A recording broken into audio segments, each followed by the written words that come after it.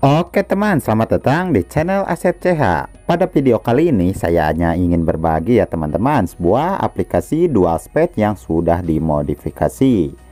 Oke teman, langsung saja kita masuk ke pembahasannya.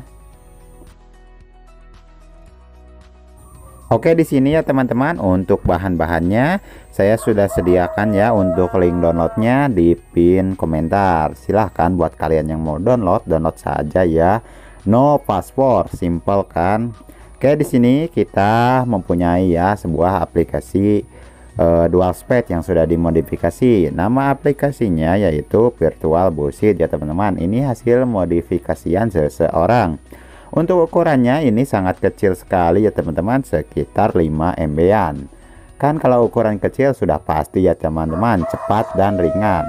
Apalagi di dalam aplikasi Virtual Busit ini sudah support ya 32 bit dan 64 bit. Jadi kalian tidak perlu repot lagi tuh harus pasang plugin 32 bit dan 64 bit. Oke, mantap sekali ya teman-teman. Oke, lalu kita akan cek ya bagaimana kondisi dari dalam aplikasi Virtual Busit ini karena sudah dimodifikasi. Oke, langsung saja kita klik ya teman-teman.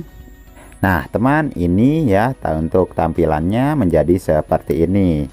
Untuk penambahan aplikasinya ini sama ya teman-teman kayak di dual speed pada umumnya.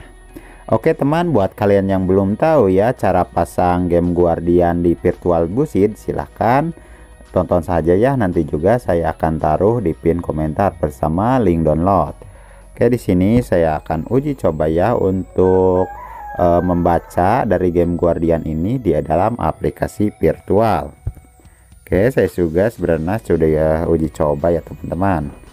Oke, kita klik ya apakah bisa membaca.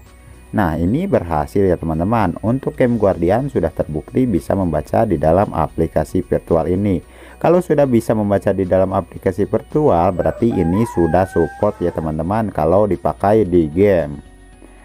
Oke teman, mungkin segini saja ya untuk reviewan kali ini. Ini hanya berbagi aplikasi ya teman-teman, jadi tidak akan lama. Semoga bermanfaat. Sampai jumpa di video berikutnya. Just support terus.